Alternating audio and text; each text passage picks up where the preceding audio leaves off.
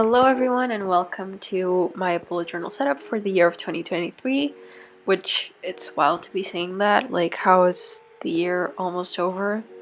And how is 2023 about to start? Like, 2020 was yesterday, like what?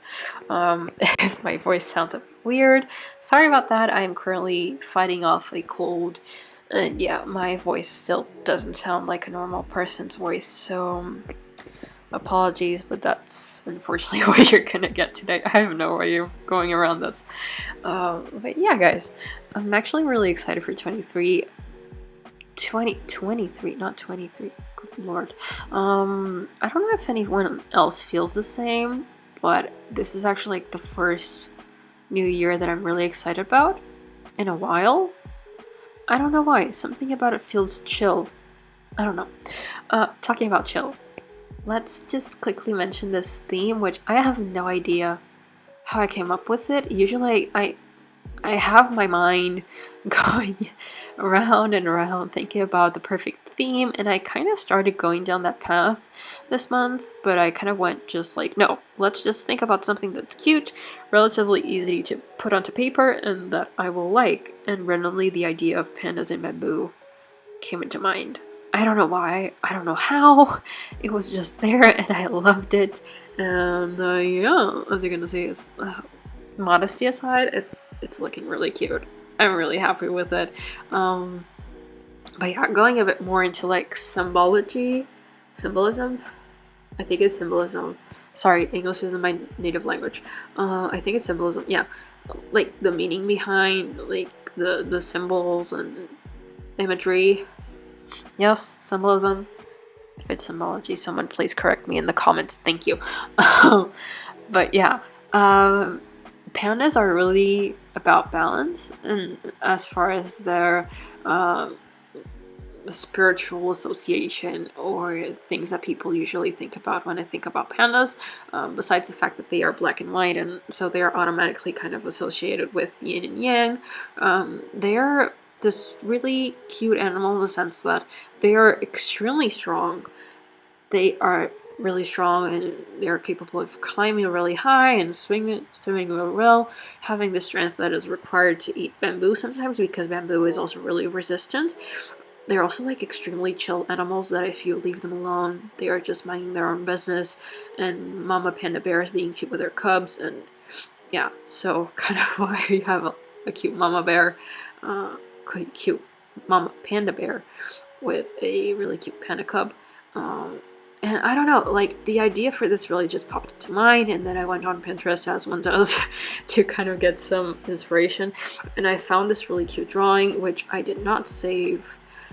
I'm sorry about that, but if you go on Pinterest and you search for a panda drawing, you'll probably get something similar to this. That was my inspiration for it.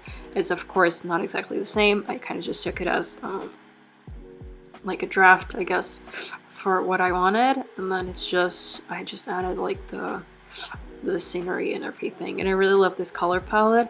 But basically the pandas and bamboo, pandas are really associated with yin and yang, like I was saying, so it's the perfect balance. And bamboo is a really intriguing plant. I thought it was a tree. It's not a tree. Did you know that bamboo is actually a type of grass? Yeah, it's a type of grass. It's extremely strong. Some bamboo canes, do you call them canes, are actually extremely enduring and strong and can be used like almost as substitutes for steel. Like at least in some structures you can build really durable structures with bamboo, and they grow extremely quickly, and they actually are really good for the environment. I don't know, the vibe was immaculate for bamboo and pandas. And there on the side I wrote, "We cannot become what we want by remaining what we are."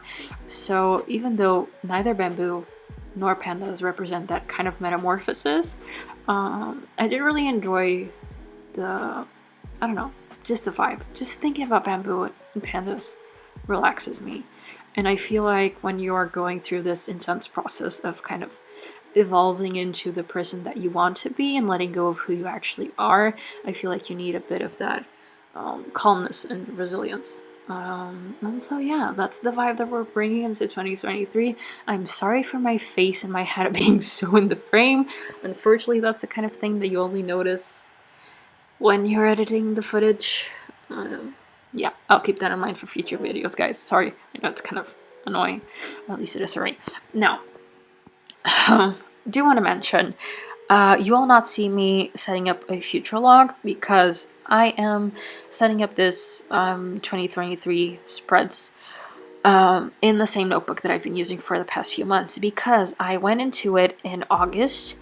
And it's worth mentioning, I use a B5 notebook. A B5 notebook is considerably bigger than an A5 one. So if I am a bit more economical with my usage of paper, which I've been trying to be for the past few months, you can actually really easily fit a lot more into the B5 notebook than you would in an A5. So what I've been doing is I've been trying to do my spreads in a way that I don't consume as much paper per month. So basically, this notebook that I started in August, when I did my math, because I was considering if I would transition to a new notebook for 2023, because, you know, new year, no notebook, I guess, or if I would continue on this one. I was counting the pages. It was easily like a third of the notebook that would be left unused, and I did the math, and that amount of pages, I could easily do the year setup that I'm doing right now and still set up 3 more months comfortably and then transition into a new notebook. It felt extremely wasteful to just leave a notebook with that amount of pages to be used just because of the fact that it was a new year. And it was like, well, if I transition into a new notebook when I finish this one, I might then actually be able to use that one for the rest of the entire year that I'll need to use it, because it'll be about like 9 months, which I'm kind of fitting 8 into this one with 2 yearly setups. So yeah, if I'm economical in the next notebook, I'll be able to use that. Does that make sense? And so yeah, I felt like it was the most eco-friendly way of doing this, because at the end of the day, notebooks are still paper, and yeah, so that's what we're doing. So this spread, it's not a yearly setup, sorry, not a future log, because I did set up a future log in August, already counting the last half of 2022 and the first half of 2023, and so I have that one to refer back to, and I will not be setting up a new one. It's just repeating myself. So goals for 2023, I immediately regretted that line there in the middle, so I will be erasing that. What I'm going to be doing this year is I am going to be setting up my yearly goals and then tracking them in quarters. This is kind of inspired by the company that I work for. Like most companies, at least big companies, track things by quarters, and I was like, well, you know, there is that kind of rule as far as psychology goes, where the time that you give yourself to complete a task is the time that you'll take to complete it, regardless of how much it actually objectively needs to be completed. So if you give yourself a goal for the year and you don't kind of set a deadline for you to finish it, except for the fact that it's just a yearly goal, you will likely procrastinate that up until December, which is what I usually do. So what I'm going to be doing is I will have like the goals for the year, and then on that page on the right, which is the path to success, I'm going to be thinking about ways that I can, well, first of all, what goals can I start tackling in the first quarter of the year, so until March. Ways that I can start doing that, habits that I can embrace, habits that I'll need to let go of, and also like kind of dividing the big goals and smaller goals, if that makes sense. So maybe, I don't know, if the main goal is like be a bit more fit, maybe I'll have like a smaller goal to start working on flexibility workouts, and then arm workouts, and then leg workouts. You see what I mean? So basically dividing your main goals, not dividing them, but like taking a huge step and turning it into small and more doable steps. So then you kind of break it down into something that you can very easily do and doesn't sound as challenging, and you will be a bit more motivated to get work done because you can kind of get things under your belt. Does that make sense? I hope it does. This page, the one on the left, I'm going to be using it to track down things that are going on throughout the year, or, well, the 3 months that this setup is going to last me for.